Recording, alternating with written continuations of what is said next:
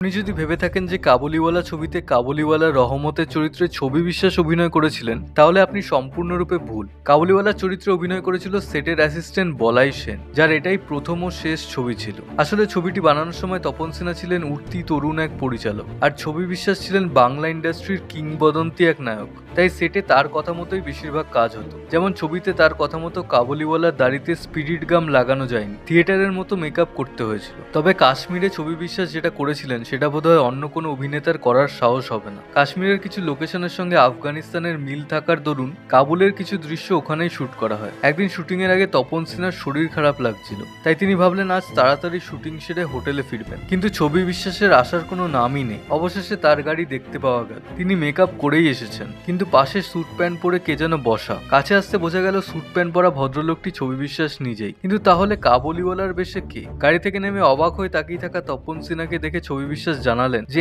এত সুন্দর জায়গায় ক্লোজ আপ শট নেওয়ার কোনো মানেই হয় না। তাই তিনি সেটের বলাই নামক এক কর্মচারীকে কাবুলিওয়ালা সাজিয়ে নিয়ে এসেছেন। লং শটে বোঝা যাবে না যে কে কাবুলিওয়ালা সেজেছে। এই আবদার শুনে তপন সিনহা তো হতভম্ব হয়ে গেলেন, কিন্তু শেষ পর্যন্ত তাই করা হয়েছিল। এরকম আরো গল্পের জন্য চ্যানেলটি সাবস্ক্রাইব করুন।